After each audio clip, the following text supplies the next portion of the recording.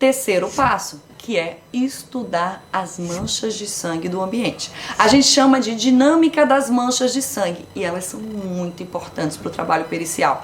Gente, através da forma de incidência de uma mancha, da morfologia de uma mancha de sangue, do diâmetro de uma mancha de sangue, a gente consegue ter informações importantíssimas sobre a dinâmica do evento criminoso. A gente sabe se aquela mancha caiu enquanto a pessoa estava parada, a gente sabe se aquele sangue foi caindo da vítima quando ela estava caminhando, inclusive se ela estava correndo, se aquela vítima estava sentada, em pé, sobre algum anteparo. A gente consegue, através da morfologia das manchas, também saber sobre um instrumento causador. Se for um instrumento de baixa velocidade, um instrumento de média velocidade, ou um instrumento de alta velocidade, como é um projétil de arma de fogo, que gera a formação de manchas bem específicas, que são as manchas impactadas. Então a gente tem para indicar que alguém caminhou enquanto estava sangrando, o gotejamento em trilha, são as manchas gotejadas. Se a pessoa sangrou enquanto estava parada, a gente pode ter a formação de manchas do tipo saturadas, de mancha do tipo poça. Se foi atingida uma artéria naquela vítima, a gente vai ter um padrão de manchas de sangue muito específico que vão indicar isso, que são as manchas do tipo arteriais. Então assim, gente, só olhando as manchas de sangue de um ambiente, a gente consegue falar sobre a dinâmica. Inclusive, faz tempo que esse crime foi cometido, porque se faz tempo, as manchas vão estar secas, dependendo do nível de radiação nesse local, radiação solar, de umidade ou não. Então tudo isso o perito analisa. Eu já fui a um local de crime que o delegado disse, olha, isso é muito sério que isso aqui acabou de acontecer. E quando eu olhei, as manchas estavam completamente secas. Não, as testemunhas mentiram. E eu falei isso pro delegado. Ele falou, nossa, como é que você sabe? Não, as manchas estão secas, impossível esse evento ter acontecido agora. Então, assim a gente consegue pegar. Eu, inclusive, voltando para a mancha fantasma, eu consegui pegar uma pessoa que tinha retirado um local do ambiente, que não era o autor do fato, era apenas uma pessoa que era proprietária do imóvel onde aconteceu, e quando a vítima morreu, ao lado dela tinha um objeto que a polícia encontrasse. E eu vi a mancha fantasma no ambiente. Na mesma hora, eu pedi para chamar o proprietário da residência, olhei para ele e falei, ó, o que é que você tirou lá? Ele olhou pra mim assim, espantado, falei, não tirei nada do quarto. E eu disse, ok, eu vou perguntar de novo, o que é que você tirou do quarto? E ele fez, não, olha, muitas pessoas entraram.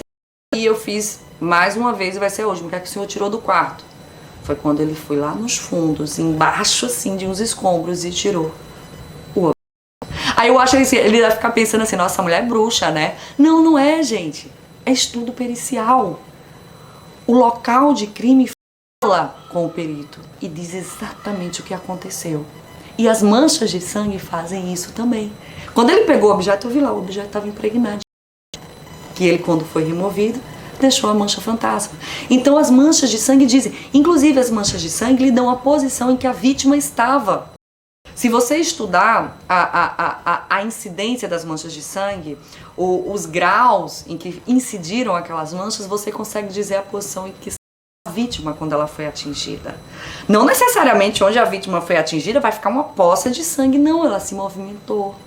Mas a gente consegue colocar onde ela foi atingida. E aí eu já trabalhei em caso que caiu por terra a alegação do criminoso em dizer que foi acidente de uma legítima defesa, que ele entrou em luta corporal com a vítima, que estava armada, e tentando desarmar a vítima, o disparo aconteceu e matou aquela pessoa.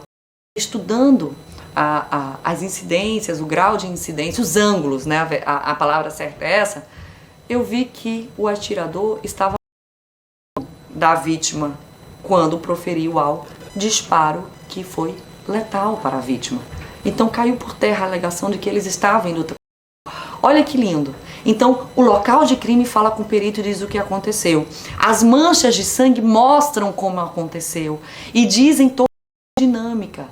Inclusive, se a pessoa caminhou, a gente vê do tipo as manchas de sangue transferidas por contato, que vão demonstrar também pra gente ali que alguém caminhou na cena. E inclusive, quem caminhou naquela cena, se a gente conseguir, por exemplo, a impressão plantar daquilo, ou então Foi o que aconteceu com o O.J. Simpson no outro vídeo que eu fiz, gente. Eu fiz um vídeo indicando séries e falei um pouquinho do O.J. Simpson.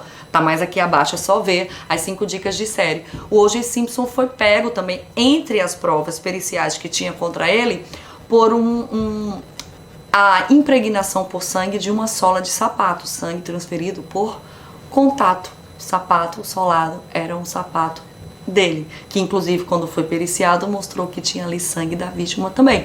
Então, gente, a gente consegue falar tudo isso. Então, é importantíssimo estudar mancha de sangue? Sim.